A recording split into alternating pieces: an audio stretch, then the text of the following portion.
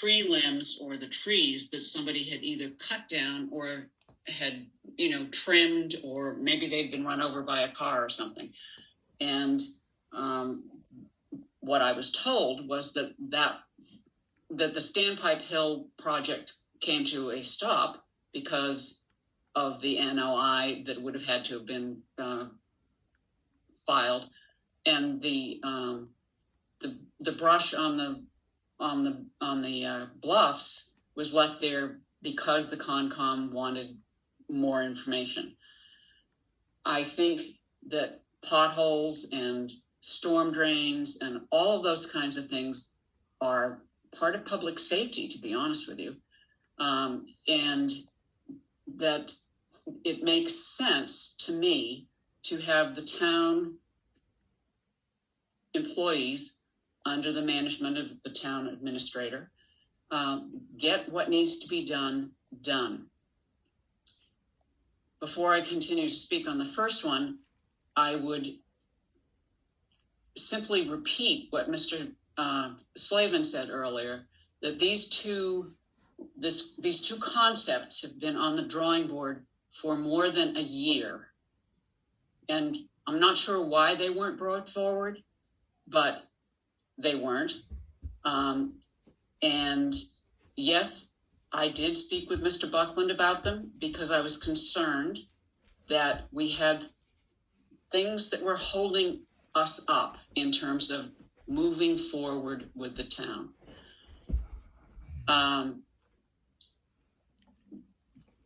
Mr. Slavin says that they have been on the drawing board for more than a year. I'll leave it at that. So the first one, which actually has to do with dealing with the 50-foot don't disturb zone, is specific to Wareham Village 1 and to OV1, which basically entails the pier. We're none of us old enough to remember this, but that has been Wareham River has been a working waterfront for more than 250 years. And for anybody to think that that is virgin territory would make them not very bright, in my opinion. So for the very interesting and very important concept that has been presented by Mr. Warren to be held up, because of a 50-foot don't disturb zone is silly. That's filled land. It's a bulkhead. What was parked on that property was a lark that was dripping diesel oil. There was a light ship stuck in the mud for 10 years. And if you have an aerial photograph of the prior to the destruction of the Greer property building and the moving of the larks, they are within about 12 feet of the waterfront or of the riverfront. I think it's very important for us to pass both of these on, to put them onto the town meeting warrant. Yes, the Conservation Commission does have the ability to provide waivers. I will leave it at that. I think that for us to lose an opportunity to start the revitalization of downtown is really a missed opportunity for this town. Thank you. Mr. Chairman, I just wanted, and I apologize to sort of hop on there. Yes, they have the ability to grant waivers after you've done all the engineering for the notice of intent to bring forward to them. So after you've spent all the money, then they can give you the waiver.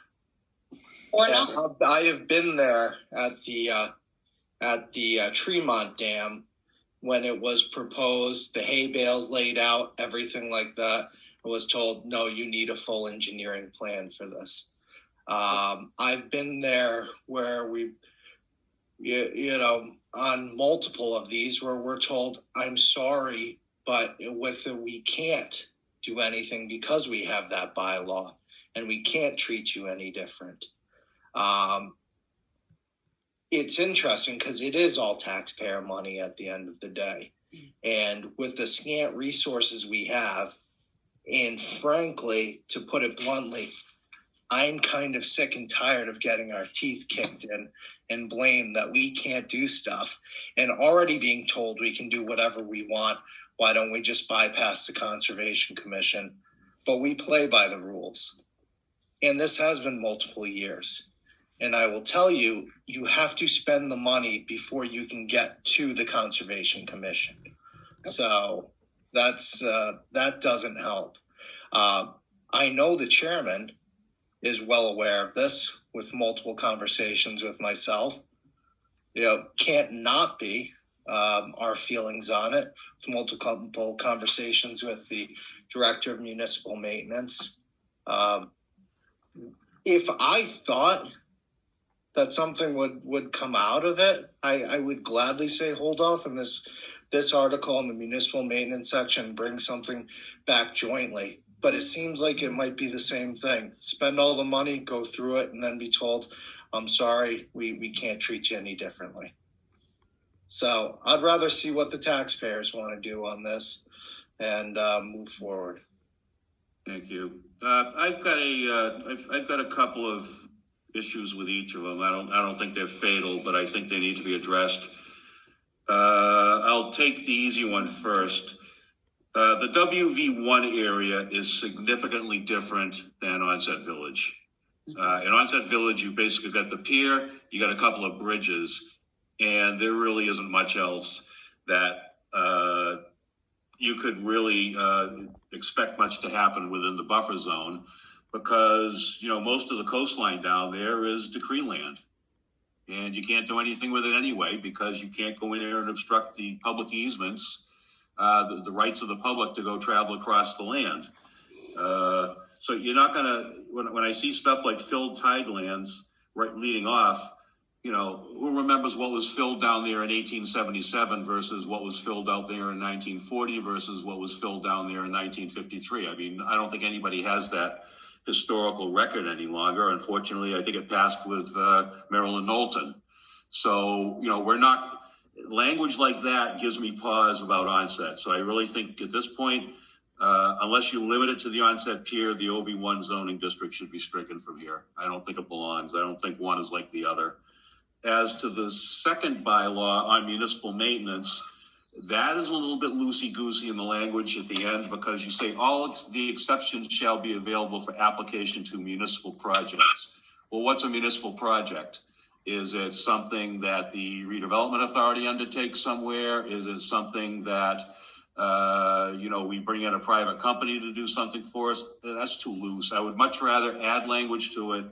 I mean, I scrawled this down. I don't know if it's any good or not, but after the word projects, relating to replacement, repair, and maintenance of existing town roadways, facilities, installations, and fixtures. Can you say that again slower, please? Relating to replacement, repair, and maintenance of existing town roadways, facilities, installations, and fixtures. And I think that narrows exactly, the who and the what can go on. And I think that's important, because I read just the bolded language that we have on here is pretty wide open. And that I can see that being abused down the road to get into new types of construction, new this, new that, the other thing. So I think that in those instances, if the town is proposing to do something new in the buffer zone, it should have to go to Concom. I think if the town is proposing to rebuild a roadway and replace it with storm drains, I don't think they should have to go to Concom. If the town wants to go down and clear out dead brush along Onset Bluffs there, so long as they don't do a clear cut like they did back in 2002, which I think kind of led to some of the issues going back and forth between both the Municipal Maintenance Department and the Conservation Commission. I think they should be able to go remove dead brush. They certainly shouldn't be able to clear cut. So these are the sorts of things that I think we need to consider before we vote on these. Alan? Basically, thank you, because my concern with the second portion was the way it was written. It was really way too open. And these changes make it, for me anyways, something that I can support and let the town people vote on it. Because the bottom line is we know in aonset people have complained about certain things. We have a couple groups that want to clean up, but the town can't let them because they have to work off the dune areas, etc.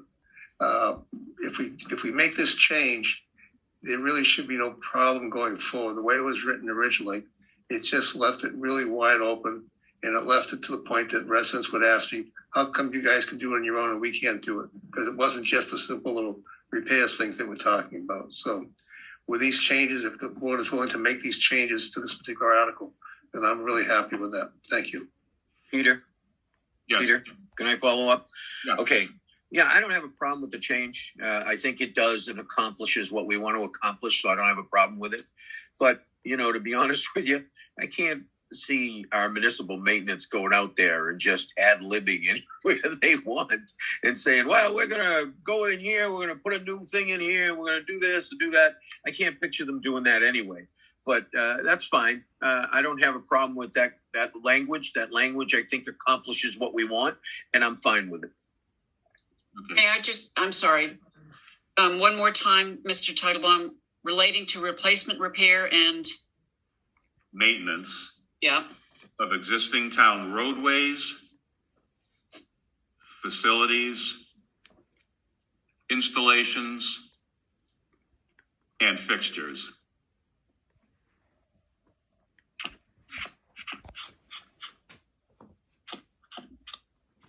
Okay. Thank you. So that's what I have for that one. Well, I'll ask the planner what he thinks. I think that's great. I think it accomplishes what we want. Yeah, I do too. I think so too. Yeah, maybe the Conservation Commission won't kill you, Kim. I don't know. They were talking about that. Yeah, because I think under that one, Ruckus, some of you people cause. It's the first time I'm not the one who's guilty of They probably still kill him anyway. yeah, they'll still kill me anyway. Yeah, they'll still kill me anyway for past sins. Mr. Chairman, I'm just thinking about this because I think we're all on the same page. For example, if a parking lot down by the water needs to be shorn up, but to do that, you need to build up a little bit around that. It sounds like that would be covered rather than going for a full-blown notice of intent. Correct. Right. So if you're looking to repair your existing parking lot, then yeah, you can do that. If you're looking to go onto Onset Beach and park a brand new parking lot there, you got to go do your notice of intent. No, I'm good with that. Okay. Can Yeah, I think The dividing point, if you will. Can we? Oh, Jim, have you had an opportunity? Oh, yeah, then. Jim.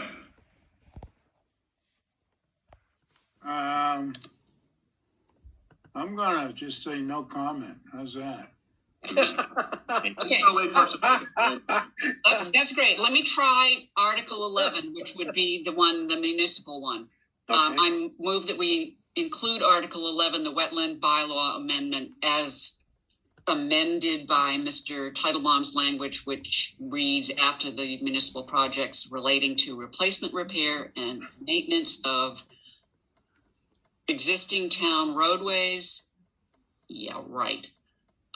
Installations and fixtures. Facilities, installations, and fixtures. second. Okay. Okay, roll call vote. Alan? Yes.